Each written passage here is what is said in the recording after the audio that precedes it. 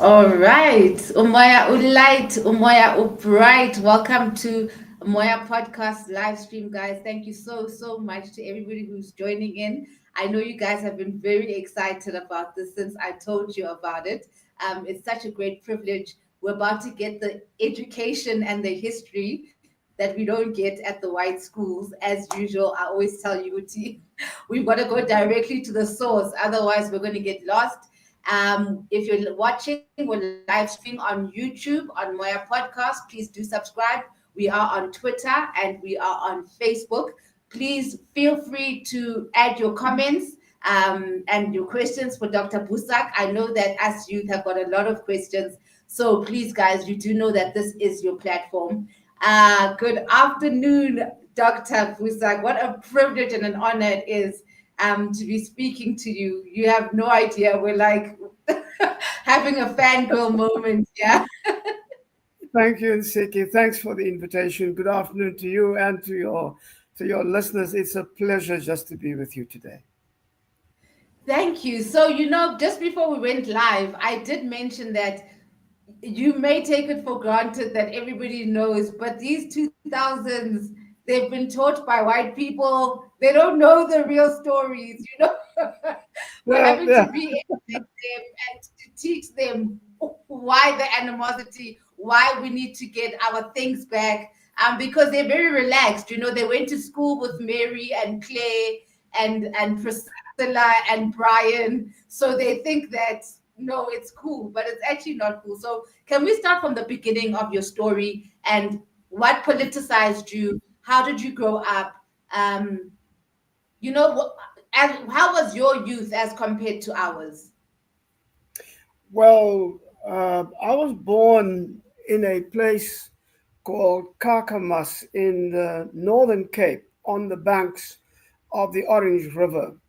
So it is deep, deep rural uh, country, very harsh, where white power was not only stark but undisputed and claimed unashamedly. I once wrote that when I went back to Carcamas on one of my periodic visits there, amongst others to go and visit the grave of my father, it's almost as if you walk around there and you're conscious of your history, you can still smell the air of slavery in the air. The kind of place, and never my people my age or younger from the rural areas will remember that's the kind of place when you walk down the street and you are on the sidewalk and there's a white man coming up on the sidewalk towards you. You step out of the sidewalk, you step onto the street because you don't want to be pushed into the street. The sidewalk is his. I mean, the place where you don't hear people's names when they're white. They are either the Grootbaas or the Onoi or the Kleinbaas or the Kleinoi. Um, if you're very intimate, then it might be Kleinbaas Jani or Kleinoi Antisani or something like that. So it's that kind of place where I was born. So it's when apartheid was just 2 years away to become the official uh, policy of the country, and that would take the racial animosity and the racial manipulation and the racial arrangements of the British Empire and make that into firm policies. The British were happy to make some laws, of course, and they had to make some laws to make sure that white supremacy is not only there but survived. But the Afrikaner went so much more towards the open embrace of racism and white supremacy in every single area of your life. And they wanted control over every single thing in one's life. So to grow up black in that situation was not easy. So that was Kakamas. By the time I got to be 6, 7 years old, my father died. We still in the family don't know the exact cause. A black man dies in a place like Carcamas. Who worries about a death certificate? You see what I'm saying? So he got ill on Christmas Day in 1953, and he died on the 28th, 3 days later. Um, he got buried. My mother, we were 8 children. My mother, who is in every respect an extraordinary woman, um, not very learned, did not finish primary school, but a woman very strong in her faith and very strong in her character, said to us, "There's never going to be any kind of future for you in this place." So she packed up our bags and we moved to a place called Somerset West, about 40 minutes or so outside of Cape Town, to be closer to family, because in Kakamas we had no family. My father was the principal of the little mission school there. And people my age will remember there was a time when churches had all these mission schools because they wanted to control the way you think. They wanted to control what you learn. They wanted to control the way you learn to speak and everything like that. And so, not just in church, but so it was a mission school run by the White Dutch Reformed Church. So, for people classified colored in those days. It is, and so, but he died for me early, too early. And I must say to you, I grew up with a very strong mother, but still, I missed, I missed my father. And I kept on listening to my older brothers and sisters, what kind of man he was, the moments they had with him. I have snatches of little memories of him, but I don't have the full picture. And not having the full picture always bothered me. I mean, for instance, I'm jumping around a bit, but when I grew older and I made my political choices, I always wonder, what would my father have said about the political choices that I made? Would he have been supportive? I knew too little of him to understand. I mean, snatches of memories. I remember Kakamas is a very hot place. It's the Northern Cape. It's the Karoo. It can get 40 degrees in the shade. So once we were walking somewhere, and of course we went to the local little shop, and there was of course an entrance for white people and an entrance for what they called non-white people, blancas and knee blancas. And we went through the knee blanca door, and we bought something, and I said to my father, "I'm so thirsty, can I please have a cold drink?" Um, and he said to the guy behind the counter, white guy who owned the shop, "Can I have a cold drink, please?" And the guy took it off the shelf. And my father said, "No, no, no, no, no.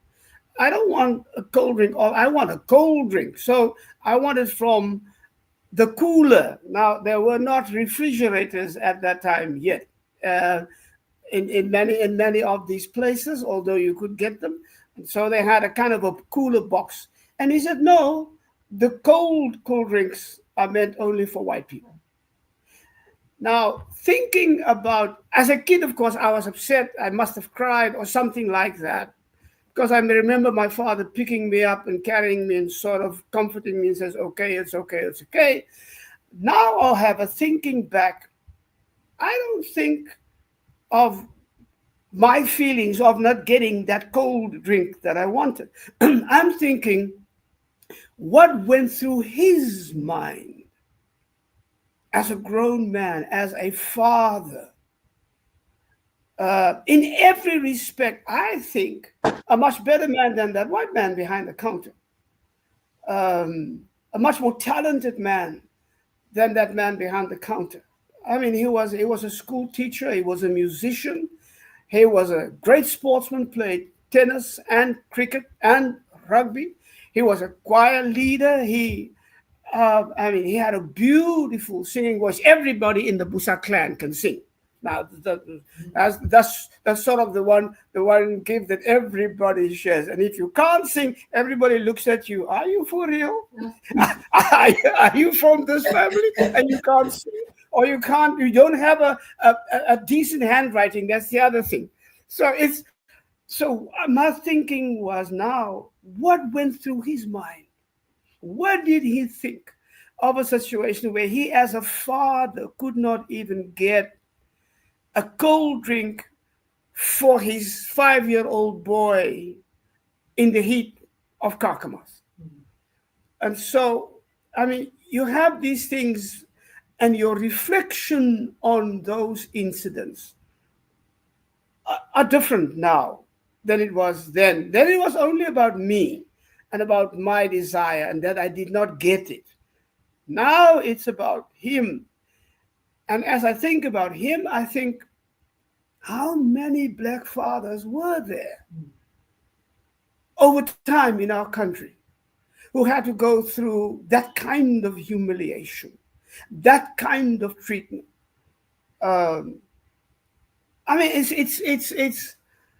It's a personal thing for you, but it's also the thing with your child. And of course, you are a grown man.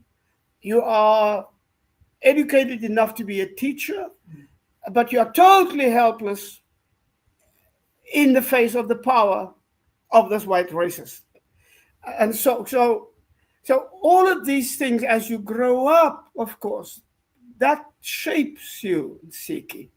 And it helps you think about things in a different way. When we got to Somerset West, my mother was one of those women who loved only one time in her life. So when my father died, she was relatively young. They got married when they were very young in those days. And she just decided, I won't be able to love another man. So she remained a widow for the rest of her life, died at 93, never married, and took care of those 8 children, all by herself. Um, Disciplined us, taught us, shaped our way of thinking about things, told us that faith must be central in your life, that you must not make the mistake of thinking you can do all of these things that you want to do without the love and the grace and the mercy of God. That kind of rootedness. But she taught me, in any case, another thing. So she worked as what they called then a seamstress in Somerset West in a clothing store. Yeah. I suspect, because my mother was very light-skinned, she had some Irish grandfather. My father, however, I used to say when I do these rallies in those days in the campaign, I used to say to people, my father was darker than Mandela and my mother was whiter than Mrs. de Klerk. Which is really true, and then that's the way so much of us, and South Africans are, even though not many of us want to acknowledge that, we are a very creolized nation. We are all in one way or another connected. Our families are connected, and so BOESAK comes in the history as a surname belonging to a Khoi clan. But I have run into people from the Eastern Cape who say to me, you're wrong about your name. I say, what? They say, it's not BOESAK, it's Busakwe. And so the one woman who actually told me that, she is Busakwe. And she said to me, you must come and meet your family in the Eastern Cape. And if you look to my father's and grandfather's side of them, they're all dark. They have isiXhosa connections. So we have the isiXhosa connection, we have the Khoi connection, we have the San connection, we have the what we used to call the unconventional European connection, unconventional because it was Europeans who, in a time that was forbidden, got married to black women. So it's that kind of connection that we have.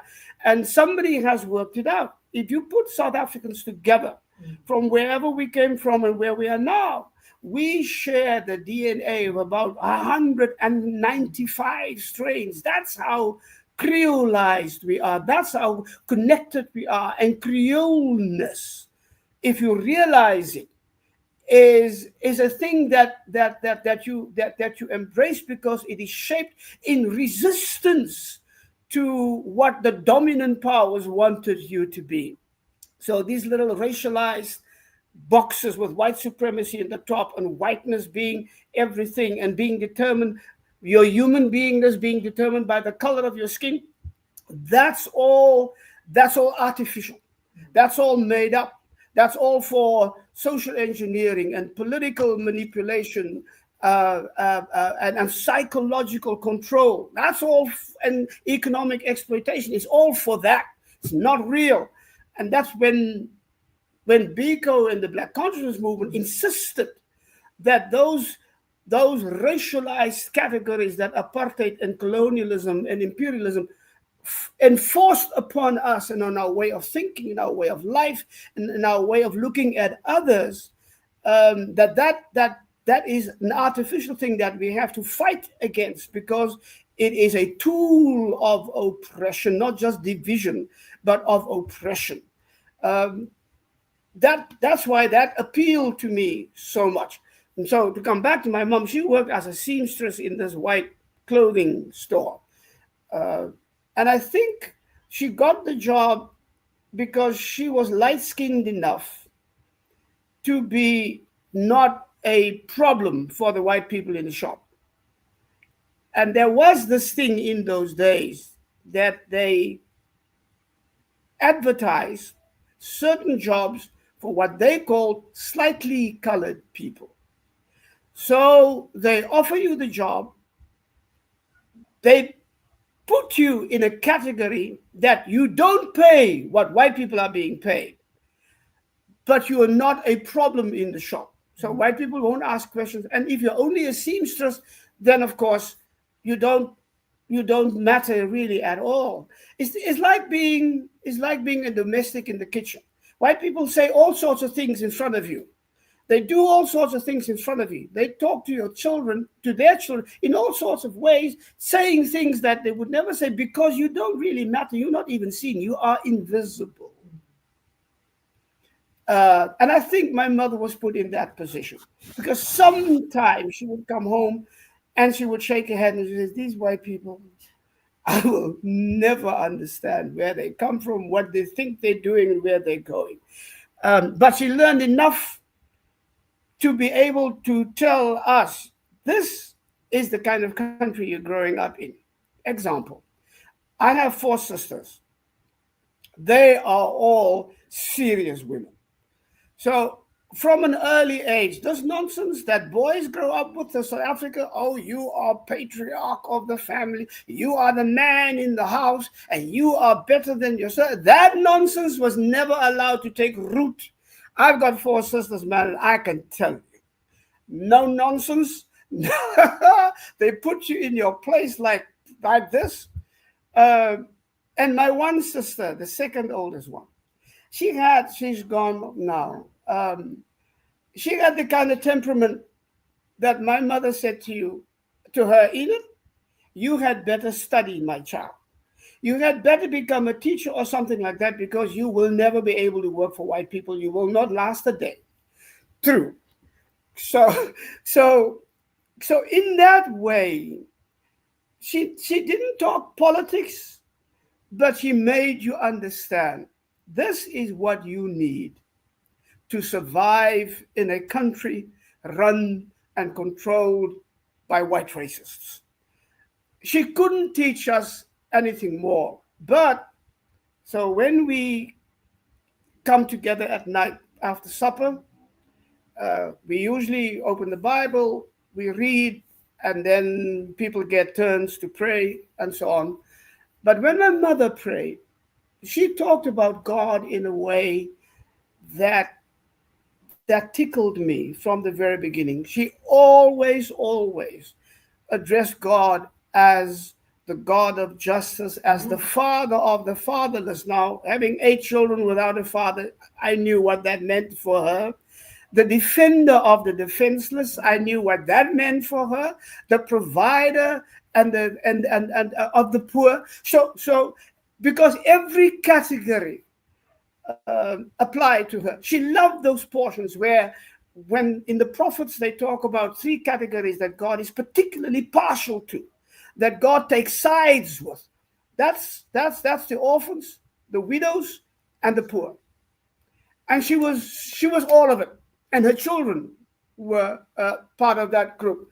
And so her understanding of God, without talking politics, without getting into deep theology, her understanding of God, I now looking back think that was the beginning of my understanding of what we call today Black liberation theology. Because Black liberation theology begins with an understanding of God that is the total opposite of the white understanding of God. Their understanding of God as a white, patriarchal, racist, supremacist, cruel thing. Um, and so for them, when they talk to us, God is the groot baas in the hemel, the groot baas in heaven. That's how they talk to you about God. For my mother, it was never that. He was a compassionate God with compassionate justice, who takes side with those categories in society that are marginalized, that are excluded, that are pushed aside, that are despised, that are exploited, that are never taken into account. So when all of the deep philosophical and economic and theological definitions of justice are done, and somebody says to me, what is your most fundamental, most simple understanding of justice? I would say to them, thinking of my mother and her prayers and her faith life, I would say justice is understanding and discerning who and what matters most. Who matters most when you think of justice? Is it the voice of the powerful and the wealthy and the privileged and those with status? Or is it the matter with those of small proportions, as we could say, who don't count, who are pushed aside, whose voice doesn't matter? Uh, so if you think of justice and you begin with that fundamental, simple understanding, then you know exactly who rules, and you know exactly whose voices count, and you know exactly whose wishes are being followed when policies are made. And when you look at this GNU, your GNU, then you know exactly what that means. But we will get there. We'll get there. Let me not run ahead of myself. So those are the simple things. So my mother, not a learned woman, but with a blessed with a wisdom that I could use in so many ways growing up. So growing up in Somerset West, um, they say in my family. Now, when you're young, of course, you don't remember everything, and you are at the mercy of your older brothers and sisters. They can lie about you, and you won't be able to say that's not true. But they say, I went to school very early. And in those days, you could only go to school when you were 6 years old. No such thing as preschool, no such thing as grade R for us. You go to what they call sub A, and then you go to a second sub A, then you go to sub B, and then you go to a second sub B, and then you go to standard 1 and 2 and 3 and 4 and so on. So, but you begin when you're 6 years old. I went to school when I was barely 5. Um, I want to think it's because I was a prodigious child. I like to think it's because everybody say, hey, this is a kid that has to go to school. My family pricked that balloon because they said to me, oh no, My mother said to my dad, "You better take this kid to school because he'll get hurt if he stays with me. He is so disobedient. He does all sorts of things. I can't live with this child. Take him to school." That's how I got into school early. And so that's how, by the time I started high school, I was only 12. By the start, I finished, I was 16. I went to University of the Western Cape. And my birthday in that year, I was 17 years old. So, whenever I think, oh, it was because I was so clever, I remember my sister saying, "Not true. It's because my mother couldn't keep house with you in those days." So growing up in Somerset West, and then I went to the seminary of the Dutch Reformed Mission Church, controlled, of course, by the white church with white professors, and ended up being ordained in the ministry. I had to wait for a few months because I was too young to be ordained. Our church had a rule that you could only be ordained as a minister at 22. I finished at 21 after 5 years of study. So I had to wait a while, and then I could accept a call to our congregation. Now, you see, you mustn't let a black preacher talk and let him go. So that's where we ended up. But you must have a question for me by now. Oh no, you know what? The format of this podcast is that it's, you know how Africans we grew up on a storytelling and culture. So we're trying to bring that back to have our elders talk to Ah, us and give us stories. So please don't be shy. It's not journalistic and Western. You can okay. continue because we want to Okay. get to the point where you get arrested and then what happens and all the, because I remember when I went to the Advocates Kakane launch, there was a resounding boo sack, boo sack, boo sack. And apparently that comes from way back.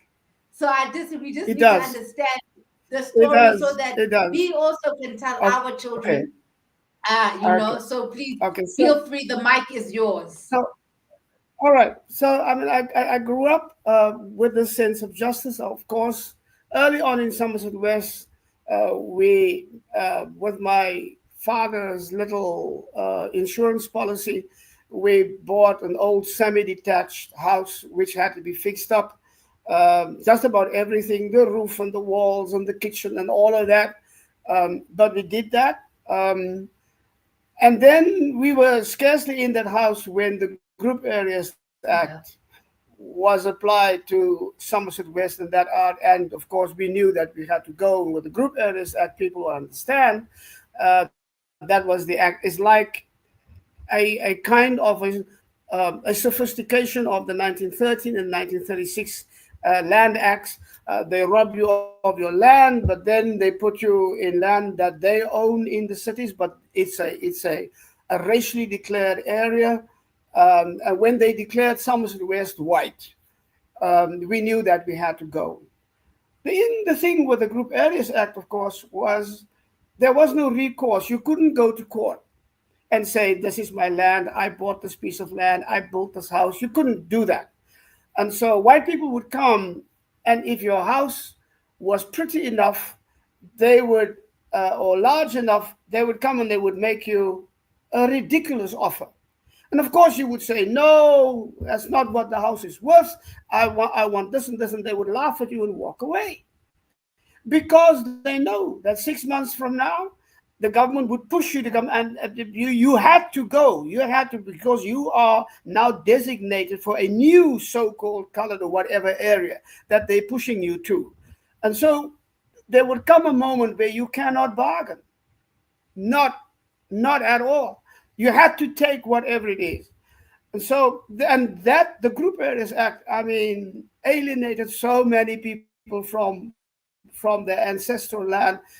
And so you got to take a look at the Group Areas Act, the 1936 Land Act, and the 1913 Land Act. You have to take that back within the framework of 1652, when we had our first proper invasion with a view to colonize the country when Jan van Riebeeck came, and the Dutch claim this country as their own. So within that centuries old land theft project, settler colonialist project, with all of that, begins to make sense. And so that's why today, when they talk about the expropriation of land without compensation, I said, they expropriated my ancestors' land without any compensation. They murdered us, they massacred us, they genocided the San, and they tried to genocide the Khoi. They stole the land, and then they fought us with superior weapons, and they stole the land by that. And then they made up little treaties that we were supposed to have signed, and they take your hand and they make an X where they put you, and you think it's for something else because they lie to you all the time. No. So I'm very serious about this land question, and I keep on thinking about the total irony that AfriForum can go to Donald Trump and Elon Musk to complain that the people from whom they had stolen the land in the first place are now stealing the land from them. I mean, think of the nonsensicality of that statement. Um, and so, and the land theft thing has had an effect on black people for generations, and it is one of the greatest contributors of generational poverty that we simply cannot get out of right now, because that generational poverty is built on the generational wealth, which in turn is built on the undeserved generational wealth of white people, built on the undeserved exploitation of black people. So you got to keep the connections in your mind as we talk about this. Nothing is isolated. Don't think of it in little boxes. Think of it as the fabric of a pattern, a willful, designed, calculated, enforced pattern of domination, of land theft, of exploitation, of erosion of history and of our stories. I mean, so my story is so different from my white colleague's story. I sit there sometimes. Used to sit. I don't talk to them so much. Used to sit in this company of these white pastors, and they would tell us how they live in their grandfather's house and this or that or the other, and how they go back, and it's for generations. They talk as if it's natural. My life I can describe as a series of emptied spaces. So the house that I was born in doesn't exist anymore. I can't go back there because it doesn't exist. There's an empty space because of Group Areas Act. Yeah. The church that I was baptized in, Group Areas Act, empty space. The school that I went to doesn't exist anymore where it was, empty space, Group Areas Act. The high school shifted, doesn't exist anymore in that sense, empty space. The church that I was ordained in as a young minister in 1968 doesn't exist anymore, empty space, taken over by white people, Group Areas Act. So for many of our people, where white people trace their life's history to physical spaces and places that they remember not only, but that they can go back to. We remember, but we have got nothing to go back to. And then they get angry when we do remember how we lost it, and when we do remember what they did to take it away from us, and when we do remember and then say, but I now want to go back there because in my existential understanding, that space is still mine. So when we talk about the land, I want our young people to understand this is not a fashion fight. This is not a thing that has just jumped up yesterday. This is a thing that is coming a long way. And in my view, it's about time that black people stand up and say to the AfriForums of this world and to every single white person of this world, you are a white colonialist settler in the country and the land of my ancestors. My mother's blood is soaked in this land. It's mine. And so when you do that, you shift the debate, but you shift also your approach to the debate. And I understood this for the first time really when I was 14 years old, and we had to talk about what the Group Areas Act that was just announced for Somerset was going to mean to us. And I attended one or two of these community meetings where people would say, what can we do? What can we do? As a 14-year-old boy. So I sat there and I listened to the elders. And of course, there were some of our people, oh, well, there's nothing we can do. We must just accept this and let us talk with the white people to see whether we can get enough. There were some of those. There always are some of those. Some of those who always have been there is now in government. So remember, they're always there. Let me tell you in Sikh, house Negroism is an element of political life that white people cannot live without, and that their political systems cannot work without. And they will do everything. They will make you a billionaire as long as you remember that and you play along. So as a 14-year-old boy, I watched these older people and what they talk. And I sensed the helplessness. I sensed the hopelessness. I sensed the anger. There's nothing we can do about it. And some people say, I'll fight to the end. Of course, they did fight to the end. The end came sooner than they thought because they really had no weapons to fight that thing. But I remember, so when you listen to those conversations, it sharpens your political instincts. It sharpens your understanding of what justice and injustice are. And so I grew up with a distinct feeling, two things that I knew very well from a very young age. One, I want to be a preacher. Now, that's got nothing to do with politics in the first place. That's all got to do with God and with Jesus. But that's what I wanted to do. For me, and then I wanted to do justice. I want to fight for justice. I didn't know how. And here's another story. I'm full of all these stories. Here's another story. When I was 10 years old, I ran away from home. Not because I was angry or somebody did something to me or I was upset, but because there was a series of revival services in the town next to ours. And I heard, oh, they're preaching over there in a tent, these revival things that they had in a tent. And I didn't know how to get there, but I knew that the bus ran between Somerset West and the Strand. And I got on the bus and I went to that tent service. My mother came home that night after 6 o'clock, and I was nowhere to be found.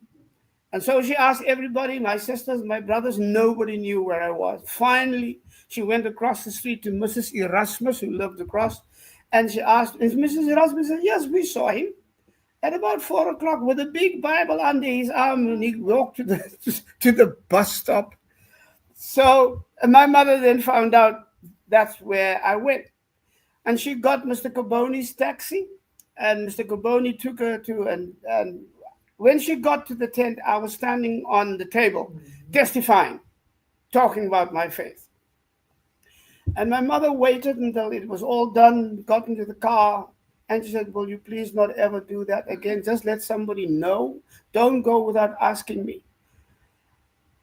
And then we talked, and then she says to me, because she told me the story, she says, and then you looked at me and you said, you know what, Mom, one day I want to work for Jesus and for our people. But Nsiki, what does a 10-year-old know?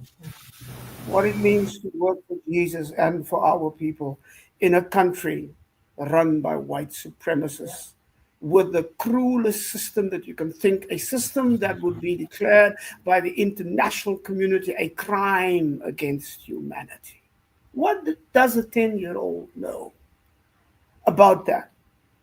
And so when I grew up and I understood, I got involved in the struggle in 1976 when I just came back from the Netherlands after having studied for my doctoral degree with a scholarship that I got through the Christian Institute at that time, Reverend Bayes Nodia's Christian Institute.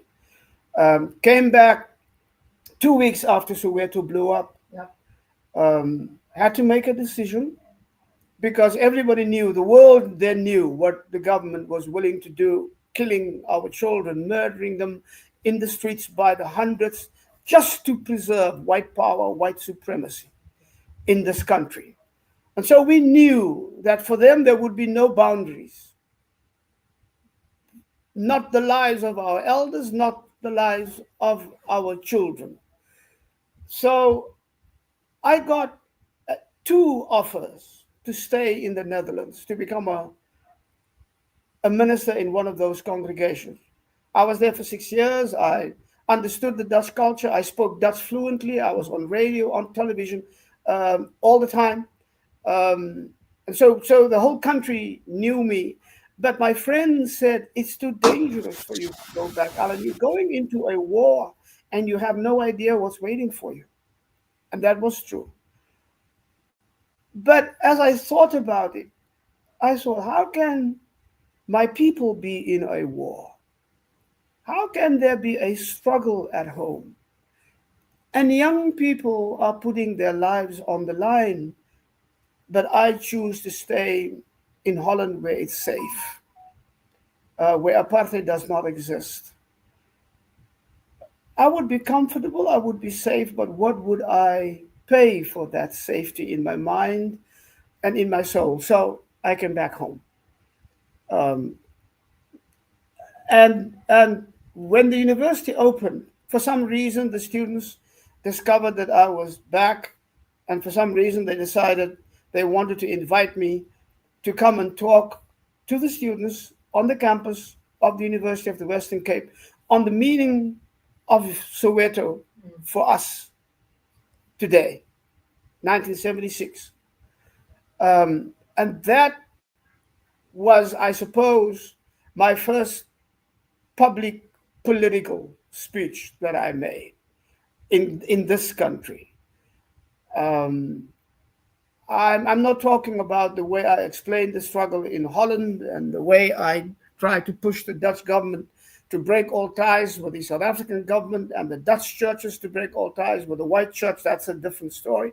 But in my own country, standing up and making a political speech. Now, the campus then was it what it is now.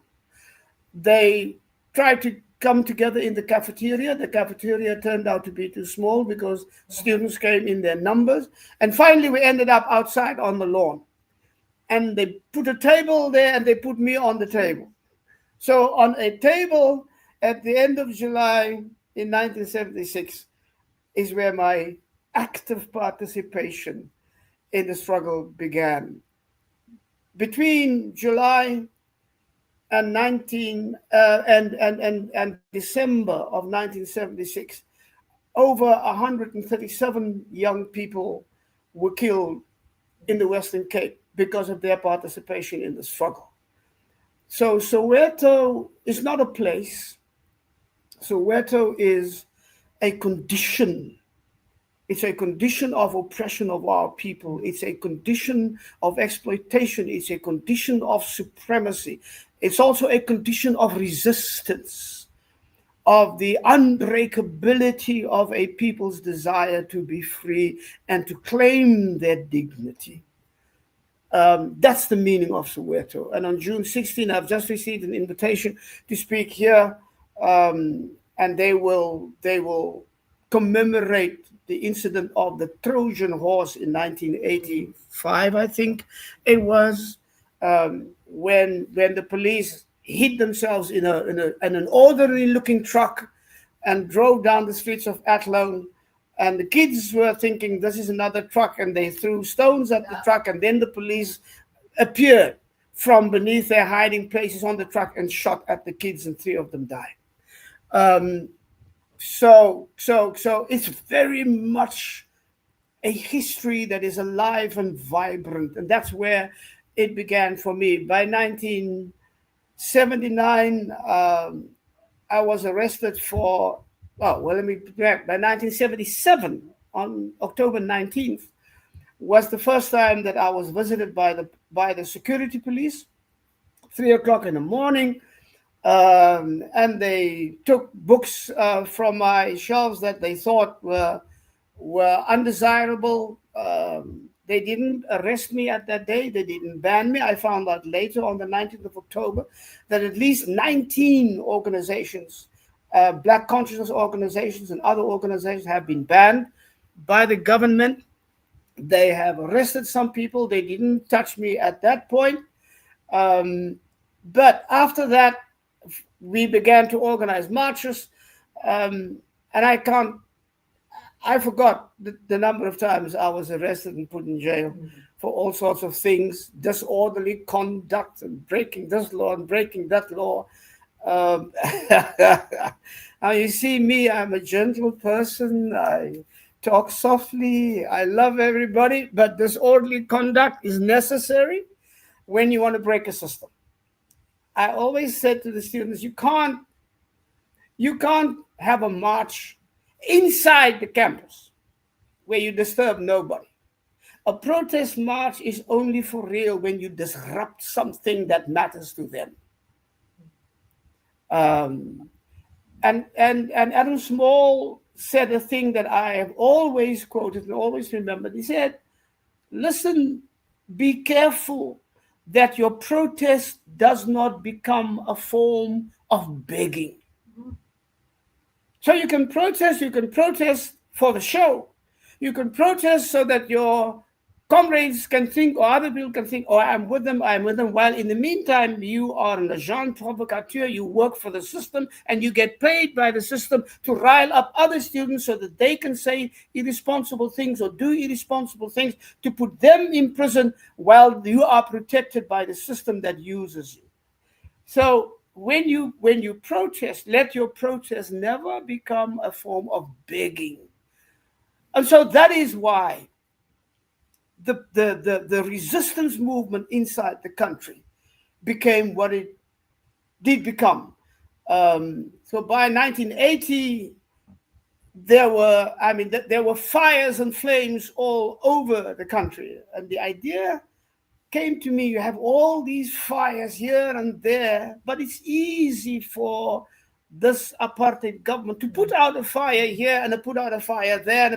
What if we took all those little fires here and there and bring them all together in one single fire that no water can put out? And that's where the idea for the United Democratic Front came from. If we can take the energy of our people that was visible everywhere, if we can take the leadership that I sensed in the young people even then, if we can say this is what we did on June 16, 1976, look what they did in return in terms of the most brutal oppression and suppression, doing things that before that we did not think they were going to do, but they did. And still the uprising was there. Still the people refused to give in. If we could bring all of that together, what would they do then? And then, of course, there came another thing by 1983. Because of Soweto, because of the uprisings, because of the revolution of the children, as I call it. For me, that period is the revolution of the children. What 1976 was and what the United Democratic Front became, because it was so much driven by the youth. Before that, when Mandela was young and Tambo was young and Sisulu was young in the 1940s, and they prepared for the defiance campaign of the 1950s, the young people were involved, but the older people led the struggle. Um, and the difference with 1976 was that the young people were not just involved, the young people took leadership in the struggle, they led the struggle. And that was what was one of the amazing and unique characteristics of what happened between 1976 and 1990. It was this kind of role that young people played. And people forget, when you think of Soweto, they think high school. But it's not true. The first thought of resisting Afrikaans being forced down the throats of black children came from the primary school. Yeah.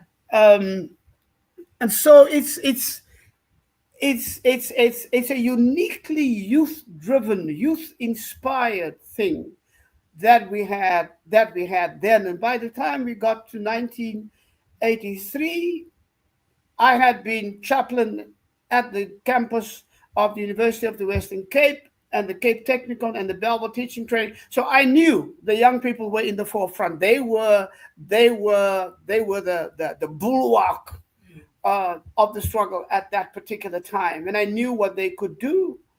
And I had had calls to go to congregations, but I was thinking, no, in a normal congregation, I will have to fight with the church council and all these old people who will try to stop me. Let me work with young people who understood what we had to do. And so that was I was for the first 10 years after coming back from the Netherlands. I was a student chaplain, worked with young people. We had chapel services every Sunday night on the campus, and they were packed. But it was the kind of chapel service where you had worship, and after worship you talk strategy and tactics. So, on big things, and how do you respond when the police get violent? A big issue. How do you respond to those agents in your midst who wanted to stir you up to do things? How you control that kind of thing? To little things. What do you do when they shoot tear gas? Now, first the students thought, oh, the best thing is keep a wet handkerchief with you. Water, water. No, water makes tear gas worse. And there was a young woman who was the daughter of a nurse who said, "You guys are wrong. Don't use water. Take Vaseline. Yeah. Put Vaseline on your face before," and that worked. So it was a chapel service that dealt with what is it that God wants us to do at this time? What does your faith have to do with your struggle for justice and dignity and the freedom of your people? To what do you do with a bottle of Vaseline that you can put in your pocket and you can use when they shoot tear gas? So it's that kind of thing. I mean, it was a harrowing time. It was a difficult time, but I must also tell you it was an exhilarating time. Young people were so imaginative. They were so creative. They did stuff in a way, but also more serious, of course, because they were young like you. They were what? 15, 16, 17, 18, 19, 20 years old from the campuses around the country.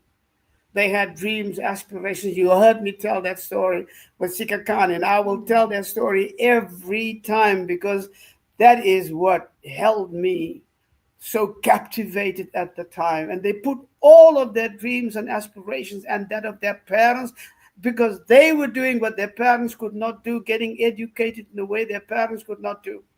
And they put all of that on the altar. They all sacrificed that, not for themselves, but for the generation that came behind them. And so that is an amazing thing for our young people today to understand. And I keep on telling them that is in your DNA. That's who you are. That's where you come from. Now, if that is in your DNA, you can think what you can do today if you put your mind to it. And so that's how these things develop. And if you are, in my view, if you are a person of faith at all, you cannot stay outside of struggles for justice because your faith is determined by the way you understand that God is a God of justice and that God calls you to fight for justice, especially for those who are more vulnerable, more excluded, more marginalized than you yourself are. Doctor, so I would like to understand when we juxtapose like the EFF and the youth you're speaking about, because I mean the EFF is the youth movement, and what can you tell us about that? And then also, are there some questions from the audience? They're asking you to unpack your thoughts on what is it, the Cairo document? Ah, yeah. Yes, Okay, because I'm let me deal with the difficult. Yeah. EFF question first. Look, the EFF almost in a way owes its existence to young people and the way young people have embraced it since it came on the scene. I do not know where they stand with young people then. I only know that there was a time when in these SRC elections, the DA almost took over every single campus, and then the EFF came, and that changed the picture radically and dramatically. So the EFF, more than MK, has still the opportunity to capture young people's idealism. And I don't know why MK doesn't understand that. And MK has to work on that, for instance. They have to work on a way in which they can make young people feel attracted and needed and welcome. Um, and if I were to give Mr. Zuma any advice at all, I would have to say to them that my brother has to be at the top of your priority list. Um, so the EFF has an opportunity. Whether they are making use of the opportunity, I don't think so at the moment, because otherwise they wouldn't have slipped so badly in the polls the last time. But clearly they need an articulation. And I would also say to the EFF, if you can find a way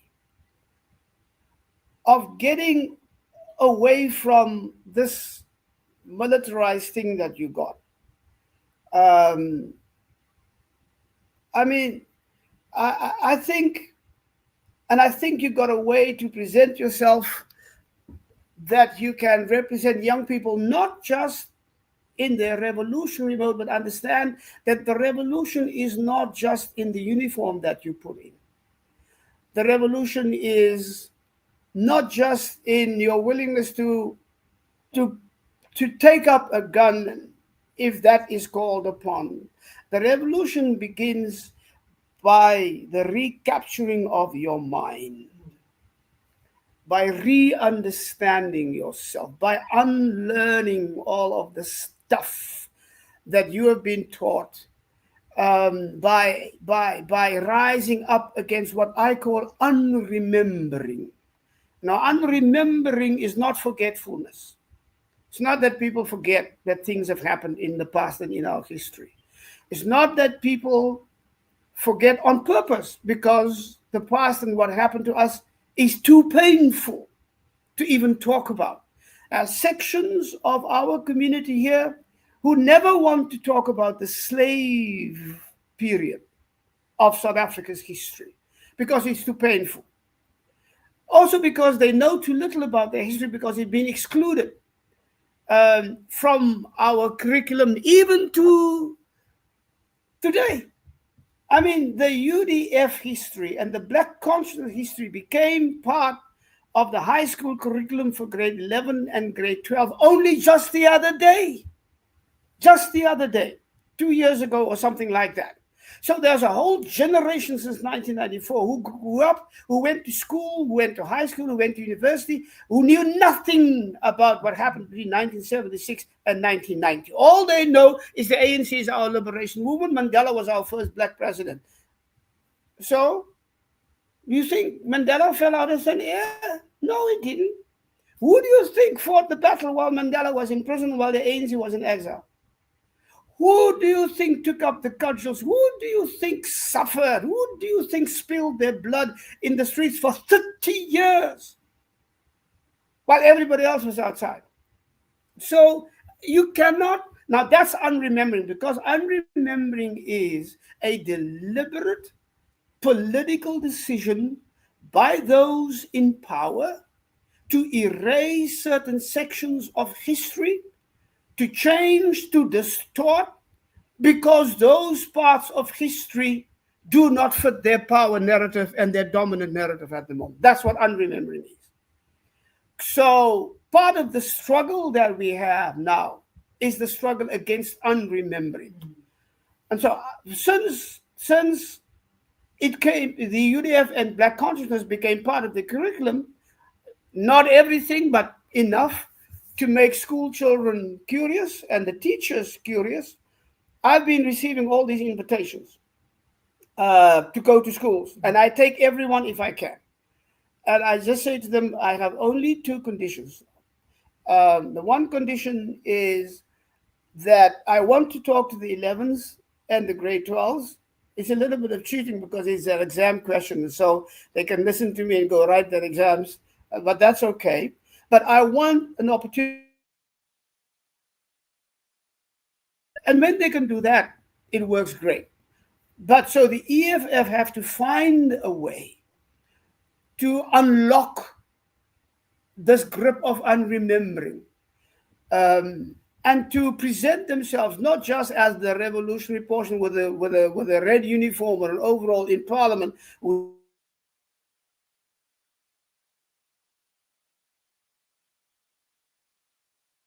to present themselves as We seem to be struggling with your network, Dr. Busak. Are you there? Sabotage. Sabotage. who don't know what to I'll say. just, I okay. remember fights that I had to fight in our church. And one of the reasons why I fought one particular battle is because there was a white minister who quoted the Bible, and I could stand up and say to him, "You're wrong, because in the Hebrew it says this." Because I studied, I spent 6 years of my life preparing what this battle is not just physical, it's not just on the streets, it's in the pulpit, it's in government, it is everywhere, it's in the mind. So if they could do that, it'll be great. Now, in terms of the second question, what was that? The second question was about the Cairo document, your thoughts about it. Now, the Kairos document is 40 years old this year. We wrote and signed the Kairos document in 1985. And that was a wonderful thing. It became, and it's because it was the result of a What is the whole Kairos series. document? The Kairos document is a document that was written by Christians in South Africa, not just theologians. As I was beginning to say, a result of a series of conversations about what is the time that we are living in right now. 1985, first state of emergency. What is the response of those who call ourselves Christians to the oppression and the violence and the exploitation of people who call themselves Christians? So they quote the Bible, we quote the Bible, but it must be a different Bible, or it must be the way they read the Bible. They talk about God, we talk about God, but their God must be a different God. They talk about Jesus, we talk about Jesus, but their Jesus is not our Jesus. That I was clear from the very beginning. So how do you then come together? And so, in order to give a response in that view, we wrote the Kairos document. And the Kairos document has a number of points.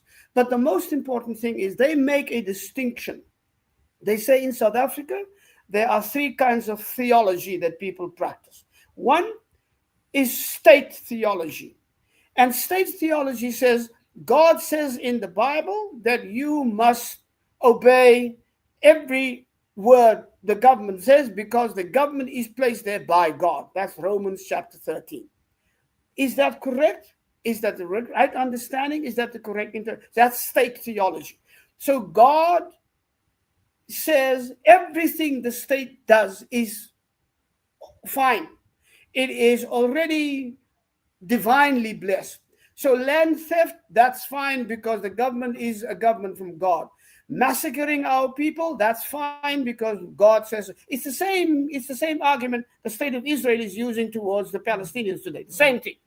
God gave us this country, God gave us this land, God gave us the power, God gave us the white skin that seals it all.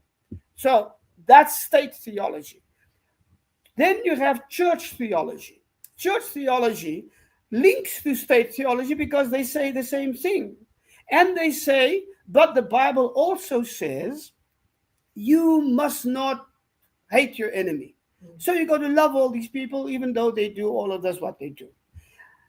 And the Bible says there should be reconciliation between you because that is what the Bible wants. Now, we say, no, no, no. We're not saying that you must hate your enemies. We're saying that you must fight injustice. And if we are angry at the injustice and we speak and we call the government oppressors, we call them liars, we call them murderers, we call them hypocrites, what are we doing? We're quoting Jesus. So if you go back and you go read Matthew, the Gospel of Matthew, chapter 23, that is an angry Jesus. And he uses all those words. The word hypocrite comes out of his mouth 9 times in that chapter. And he calls them blind leaders. He calls them liars. He says, you don't know what justice is. And if you don't know what justice is, you can't even talk about God. So that's the attack on church theology. And we say, yes, we need reconciliation. But reconciliation does not mean I must reconcile myself to injustice. It does not mean I must reconcile myself to their violence because they are more powerful. It does not mean I must reconcile themselves to every claim they make just because they are white and they think they are closer to God than you are. So what does reconciliation mean? If you go read the Bible, it's very clear. You cannot have reconciliation unless you have remorse for what you have done to the other, unless you have repentance for what you have done to the other. And repentance is not a word, repentance is an act. Therefore, you cannot have reconciliation unless you have repair of the damage that you have done, unless you have restoration. So, restoration of the land, restoration of our history, restoration of the dignity of our people. That's what we claim. And the restoration of my human beingness. That's what you took away from me. When you came here, you call yourself a Christian, but I am a savage. And because I am a savage, you can do whatever you like to me. So reconciliation with all of that is unbiblical, it's unchristian, it's unacceptable. Now, what we did here in South Africa is we forgot about remorse, we forgot about restitution, we forgot about repair, we forgot about everything else. And we jumped to forgiveness. And so, even those people who did not even ask for forgiveness, and reconciliation does not mean that you must lay a heavier burden on the victim of oppression than you lay on the oppressor. Reconciliation and forgiveness is so important.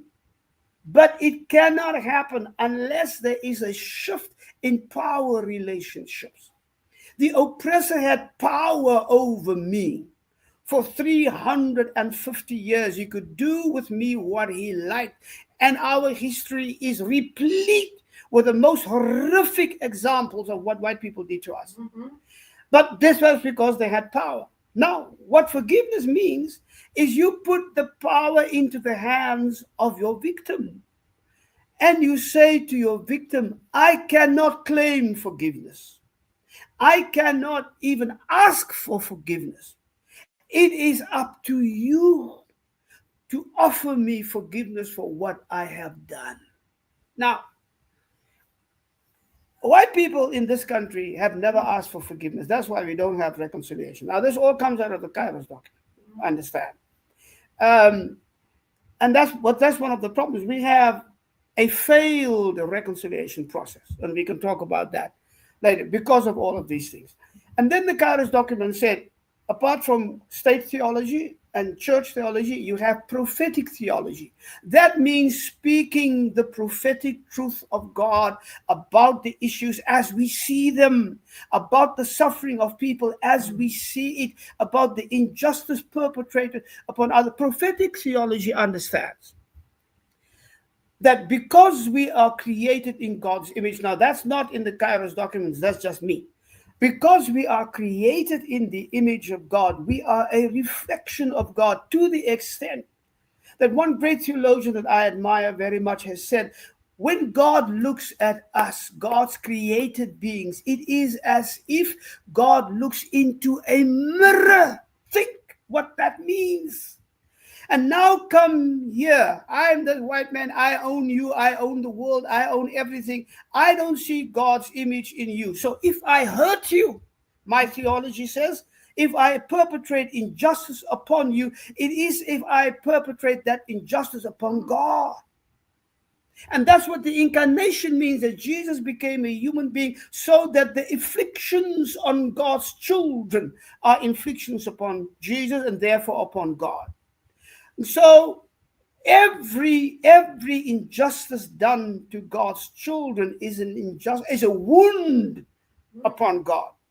That's my theology. And so you got to think what that means. So if I rise up against injustice, I rise up upon the woundedness of my people and the woundedness of the God I worship. And so that's a totally different kind of theology. And so when we wrote the Kairos document, those are the things that we wanted to say. And those of us who signed the Kairos document paid for it one way or the other. But that Kairos document became one of the most important documents in the ecumenical world after 1985. There were other Kairos documents that came afterwards. There was a Kairos document that came out in 1989, signed by representatives of, I think, something like 9 or more, 12 different countries across the world. And just the other day, the Palestinians wrote their own Kairos document. That's how important that document is. And this year is the 40th celebration of that Kairos document. And for me, it means that in those days, the prophetic church, who spoke the prophetic word of truth and who acted the prophetic deed in confrontation in the streets of protest against the sacrifice of our people on the altar of apartheid and of a false gospel that they claimed, because they claimed they were Christians, while they crucified Jesus every single day in the crucifixion of our children that they perpetrated. So when you understand that it goes that deep, then you have to ask, where is that church today who wrote that document in 1985? Where are they today? What has become of us? And I say, what has become of us, that when 1994 came, that prophetic church that wrote the Kairos document, not the institutional church, the prophetic church that wrote the Kairos document disappeared. It bowed down before this altar of what we call democracy, because it became so profitable for so many of us. And we accepted their bribes, and we accepted their flattery, and we accepted their control over us. And we never spoke. I use a term, I say, we were so mesmerized by Mandela that we totally forgot the subversive memory of Jesus. And we gave up. And it's only now, 30 years later, that there are some people who are saying, oh my goodness, what is it that we have done? We have betrayed our people. We have betrayed the gospel. We have betrayed God, because we were silent in the face of the betrayal of our people and the oppression of people under another form of apartheid. One of the things that I find tragic with myself is every single one of the sermons that I preached in the 1970s and the 1980s, I can preach now. Only the names changed. I now don't call P.W. Botha by name, I call Cyril Ramaphosa by name, but it's the same sermon. The same sermon. Because my people are in the same predicament today as we were 40 years ago. And that is the shame of where we stand today. Doc, there's a question here, and we'd like to thank Unati for the contribution. We appreciate it. From Unzapogazi Makibi, she's saying, what do you think of the Freedom Charter? Should we continue with it and its principles, or should its principles be upgraded given the different context? Thank you for that question. Today is also, this year is also the anniversary of the Freedom Charter, right? So 1955, 2025. I wonder who's going to speak on behalf of the ANC. Somebody's going to talk. The problem with the Freedom Charter is that the ANC never had any intention whatsoever to follow the principles of the Freedom Charter. It is like everything else. They claim the Freedom Charter, but they don't do it. I mean, it took them 2 years in practice. I'm not even talking about before 1990. It took them from 1990 to 1994, 2 years. In 1994, we had a reconstruction and development program proclaimed by the first president, Nelson Mandela, that was to be, amongst others, a program for the eradication of poverty. Because we knew then, already by 1994, there was a clear report from the United Nations Development Agency that the eradication of poverty worldwide is possible. We have the material, we have the knowledge, we have the scientific know-how. All we lack is the political will. And so the RDP was not a wild dream. It was a solid program with solid outcomes if we had followed it. And we threw it out. I mean, under Mandela, the RDP was scrapped. It was not just a program, it was a ministry. Reynaidu was the first minister. And so for me, because I was there, that's one of the things of living long enough. You remember you were there, you heard all the words, you heard all the arguments, you heard all the debates, you heard all the promises, and you saw them walk away from all those promises. And you know the reasons why. And so it's no, we have not followed. If we had followed the Freedom Charter, we would not have plunged headlong into the embrace of new liberal capitalism. That's number one. If we had followed the Freedom Charter, we would not have made such a mess of our education system and therefore of the future of our children. The doors of learning shall be open. Now you have 30% to pass matric in order to get to university.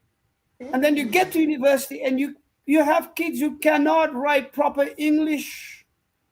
I'm not talking about math and science. I'm just talking about. And so, I mean, it angers me. Because if we do not care for our children, who do we care for?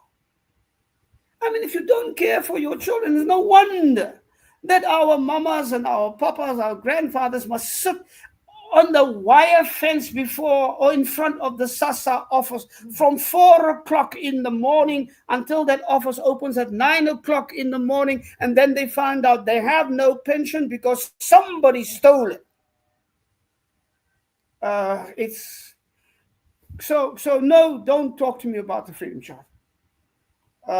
We replaced the RDP with a program called GEAR that was straight out of the book of new liberal capitalism. And we know how disastrous a policy that has been for our people. South Africa is today, for the 5th, 6th, 7th, 10th year in a row, the most unequal society in the world.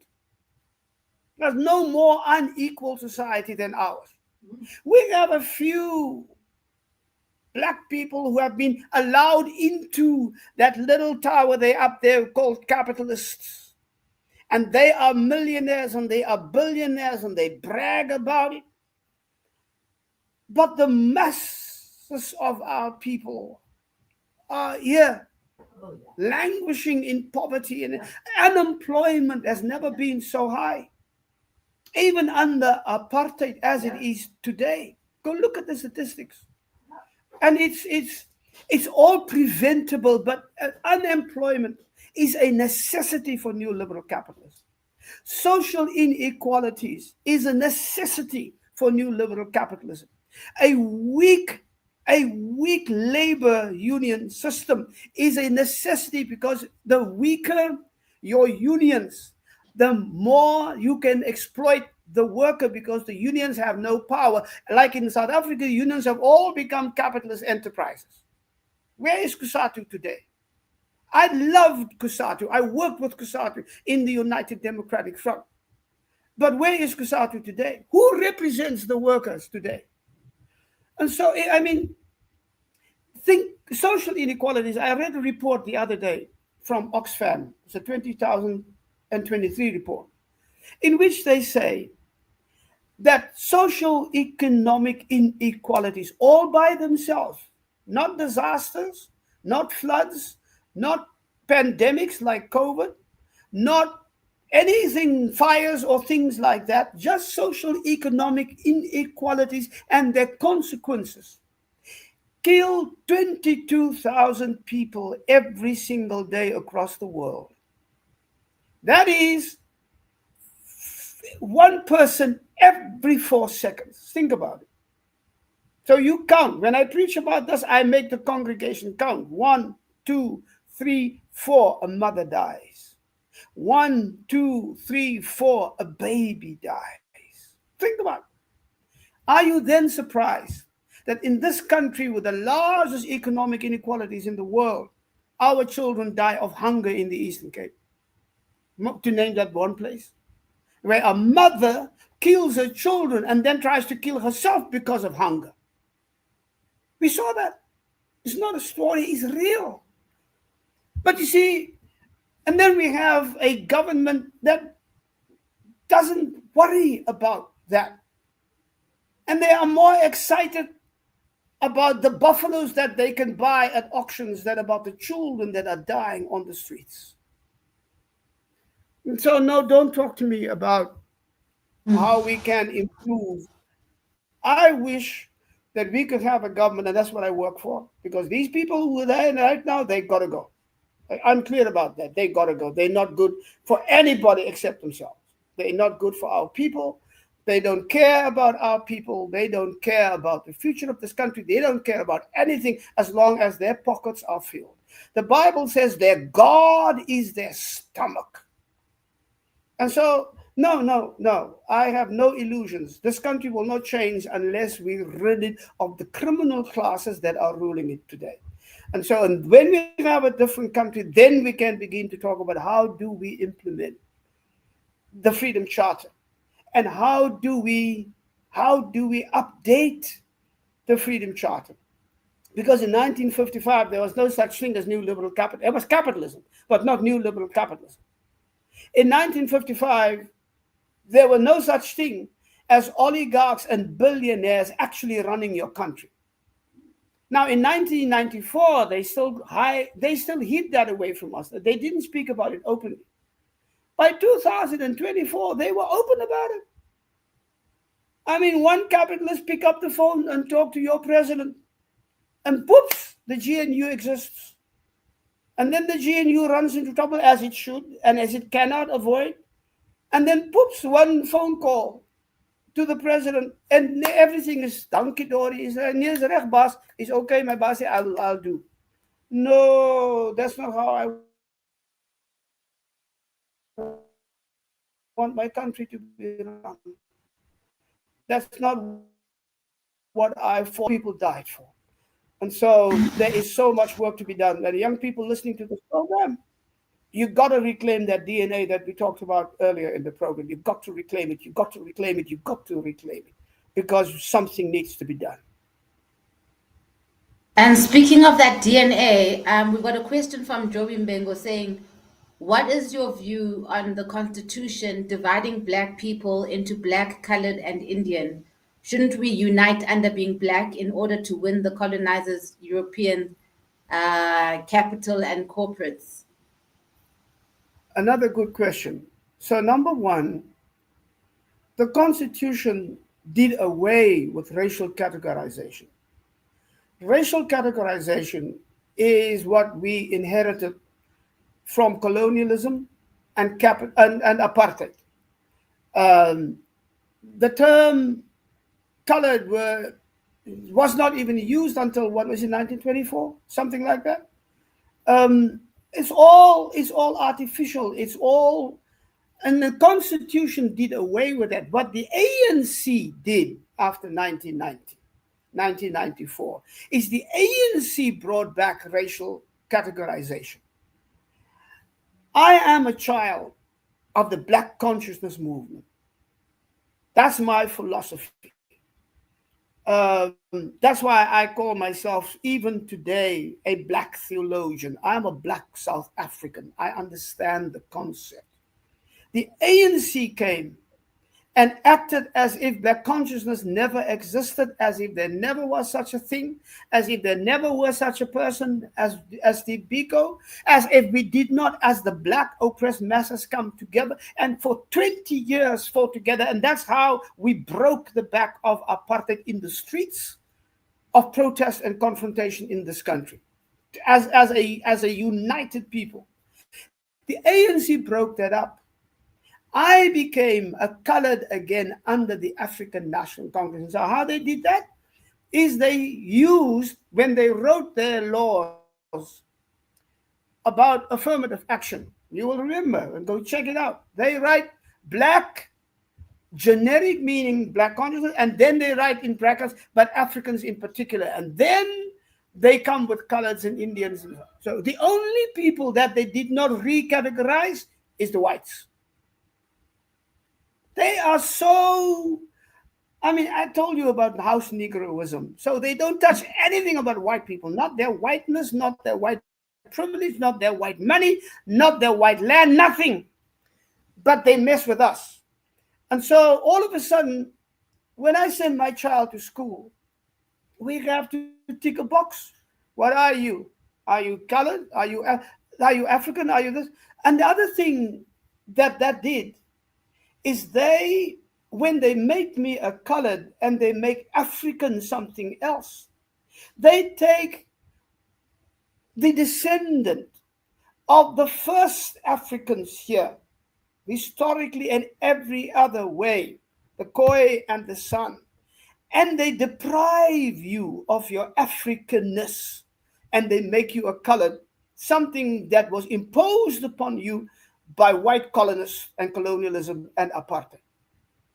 Now, I don't even understand the logic of the African National Congress there, except to say maybe in their own minds, they have not ever been able to overcome their own colonized minds and their own apartheid mindset.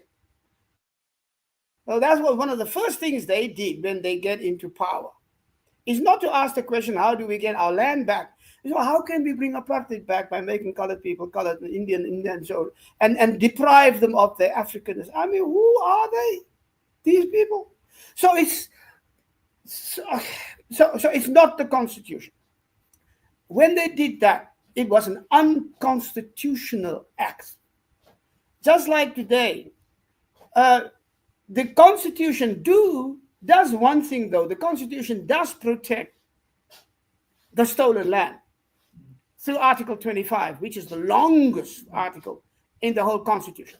And so that's why my argument is, don't get excited about this expropriation land. That's just an update of a pro-apartheid law from 1978 or 1979. You can't work on old apartheid laws, no matter how you dress it up. It's like, what is the thing that they say? Putting lipstick on a pig. You can't put lipstick on a pig.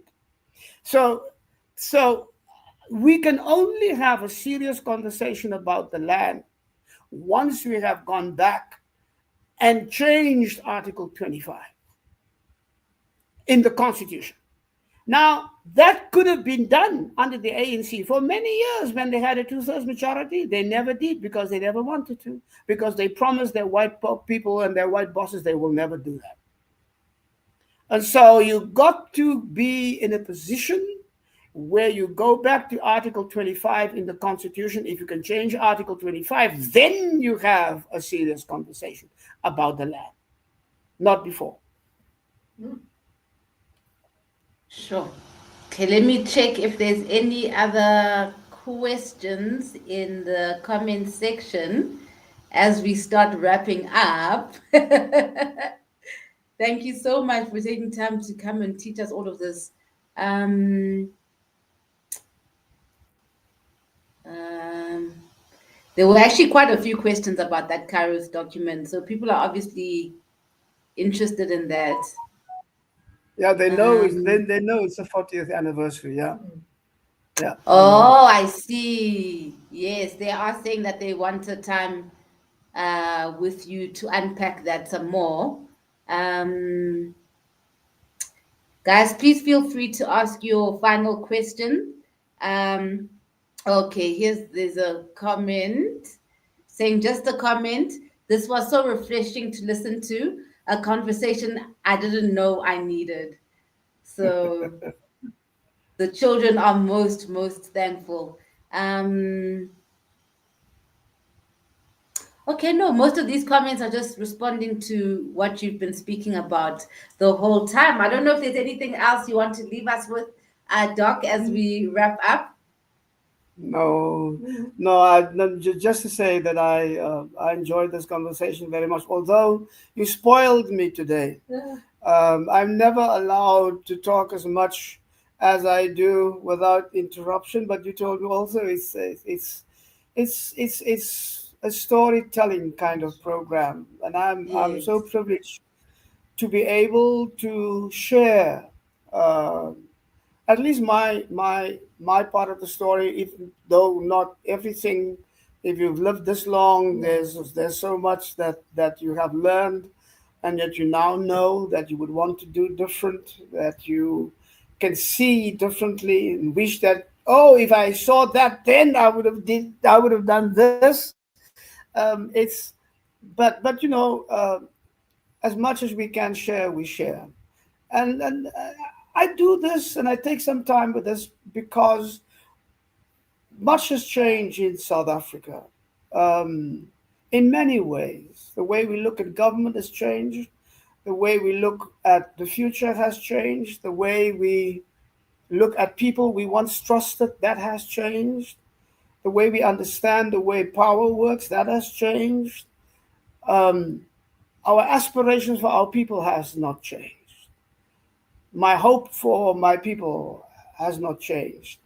My love for my people has not changed. Um, and if I think perhaps today, after the lessons of 30 years, our people are now more open to understand what it is that we really need.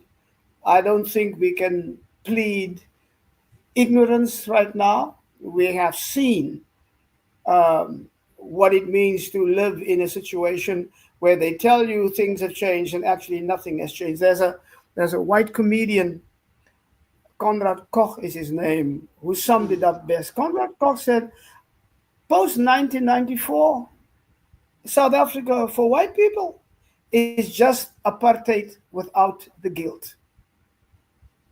And that, I think, is also true. So anyway, I'm glad that you gave me the time to share. But I'm thankful for all the questions and all of the responses. I give you God's blessing as we end this conversation, and for you, for this program that you have. Go from strength to strength, my sister, and do what you are doing. It's a great thing. oh, Dr. Busakwe, thank you so much. Yeah. Thank you so much. This has been so enriching, so enlightening. Please note that we might call you again for more, because obviously it's never enough. We want to, our culture, we feed off our elders so that we can be better and do things better. And a lot of this westernization and colonization has broken a lot of our ubuntu and the ways that we used to Yeah. do things. Yeah. So it's so Yeah. important for us to have these conversations where you guys guide us as rightfully you should be guiding us. So we thank you. We thank you for your contribution in the struggle for freedom. It does not go unnoticed. We are so most thankful for the little bits that you did, although we're still we're still in chains. But we're so Yeah. thankful for the sacrifices that you've made, so that we can, have platforms like this. So thank you so much. Thank you. And for Thank people you. watching at home and from work, wherever you are, thank you so much for joining the dialogue. Please remember to share it with your friends and families and anybody else that you can. This is the education that we're not going to get at the white schools. On Monday at 10 o'clock, we've got another conversation with Benjamin Pogrand, who was Mangaliso Sobukwe's friend. So we're going to unpack Mangaliso Sobukwe that Mangaliso Sobukwe on Monday. So we continue to have these conversations with our elders so that we can. So Nkos Kakhulu, Doctor, let me say Okay. goodbye to the people so I can say thanks you to you nicely. I'm ending the stream, everybody. Thank you.